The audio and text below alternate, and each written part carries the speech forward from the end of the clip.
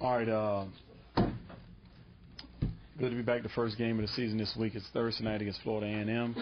It's give us an opportunity to see how much we've improved since the first day of practice this 2 days. Each week we try to get better as a football team, and I tell the football team, let's go through a process of getting better each week.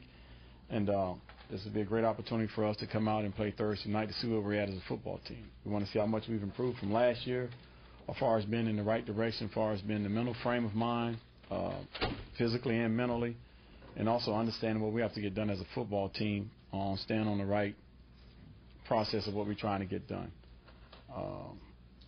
So questions?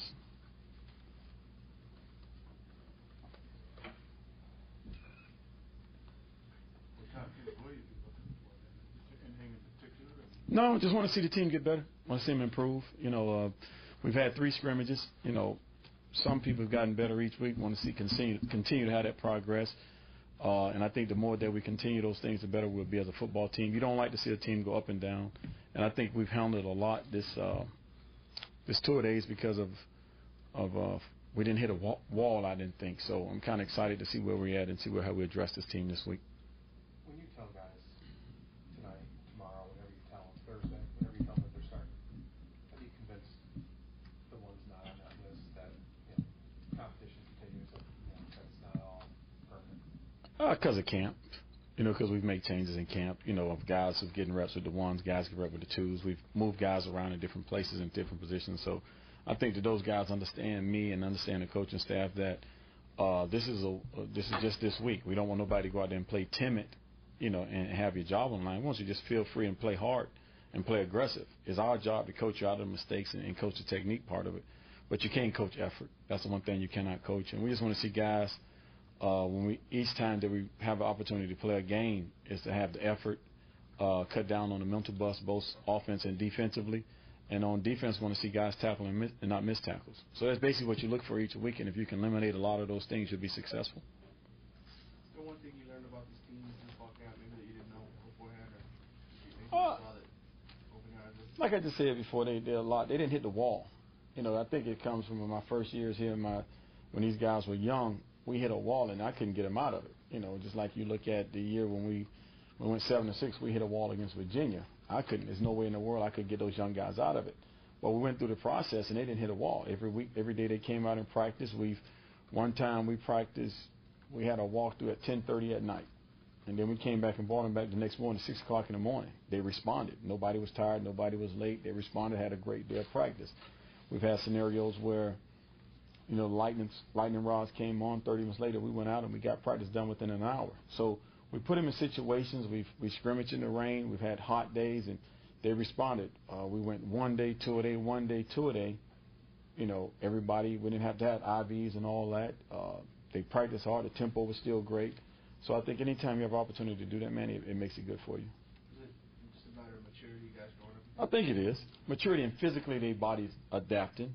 Because, a lot of times people want to give guys coming out of high school a lot of praise and a lot of this guy can do this guy can do that. And I always say this, if anybody has a freshman opportunity to play, you have to be mentally and physically ready to accept those challenges. And if you're not mentally tough, because it's going to be tough when you go through those scenarios, and physically if you take, I always use the scenario when Marcus Forster wasn't used to going against 300-pounders every day in and day out, and in the game, his body shut down on him.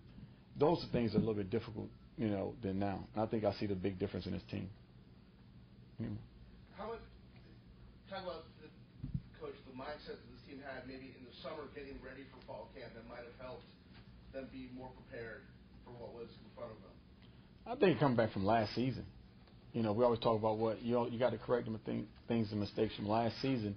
And as the season went on, we did some good things and there's some things we couldn't handle mentally. And I said that continued that we didn't handle a lot of things well mentally. So this year we worked on it in the off season a lot for those guys to handle it. Those guys had voluntary workouts. They would come up at 6 o'clock in the morning on Wednesday, and then they would come Saturday at 7 o'clock in the morning. So they show you how much they put into it of being a part of this team.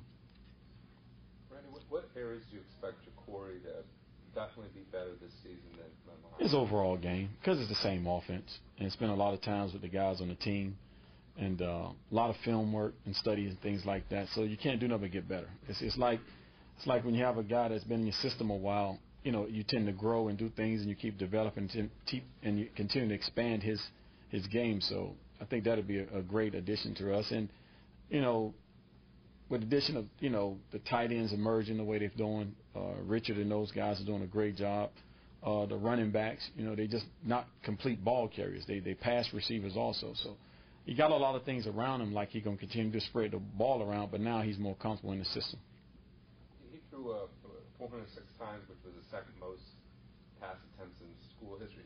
Give me your preference. Would you rather throw the ball less and have whatever it takes to win the game? Being honest with you, George. I mean, if we go in the game, we throw the ball 15 times and we win it, I'm great. And we have to go and throw it 40 times, I'm great then. So whatever it takes for us to win the games, we're gonna do. Randy, prior to fall camp, you had mentioned the linebackers, the position might be an area of concern now that fall camp is over. How would you assess that? They did well. I thought Ray Buchanan and Colin Robinson really did a great job of stepping up and doing some things, but I don't know until a game starts. When going against our offense each and every day in scrimmages, you have no choice but to get better, or you're going to fall behind and then a young guy take your position. But I thought those guys really responded. Colin Robinson playing two positions, Colin McCarthy playing two positions was really great. And we let the young guys stay where they at, and Sean is the swing guy from both outside positions. So we put some guys, older guys, to do certain things, and when the younger guys just stayed and they got better.